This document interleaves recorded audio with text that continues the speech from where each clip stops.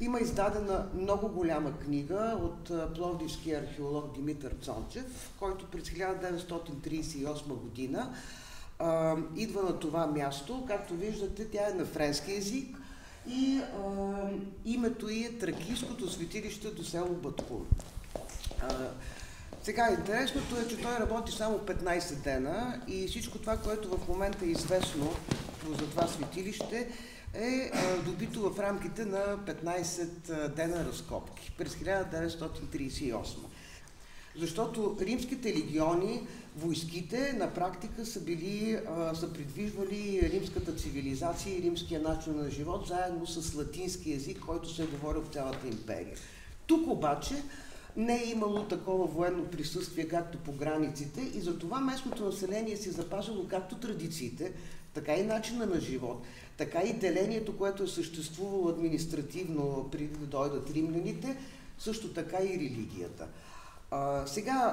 Тракийската религия е доста неизвестна до идването на римляните, защото с пренасенето на тази римска култура фактически траките за първи път започват да изобразяват своите божества. И именно тогава се появява тракийския конник. Преди това имаме само някакви извори, но нямаме изображение на тракийските божества.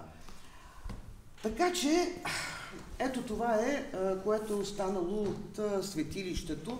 Някой ще каже, ама то е едно квадратче разкопано. Нали? Действително това е едно квадратче. Но е 11 на 11 метра. Нали? Горе-долу колкото тази залата. Това квадратче фактически изобщо не е малко и е представлявало основите на един храм, който е функционирал в центъра на това светилище, посветен на здравеносните божества. Георги Томов ще ви говори за асклепионите, какво са представлявали, но по принцип те са свързани с лечението на хората. И винаги са били разполагани на място, където самата природа предразполага и помага на това лечение, което по принцип това, което знаем и от изворите за тези светилища е, че гората около тях се е водила за свещена и там даже е било забранено да се умира. В смисъл това е един умален модел на храма, разкрито е тук на това място. Това е част от монументална статуя на Асклепий. Какво представлява римското божество Асклепий? То си има определен начин на изобразяване, винаги продължаващия живот, възраждащия се живот. Изследователите са на мнение, че всъщност това е божеството, което е било връзката между нашия земен свят и отвъдното. На плочките, които произхождат от тук, всичките посвещения, почти всичките са на бог Асклепий. И аз предполагам, че хората са използвали тракийския конник като нещо като куриер, нали? Като, ако може, нали, по-бързичко, моята молба да докарате до Асклепий да ме чуете. Това е един известен паметник от Карнунтум в Австрия.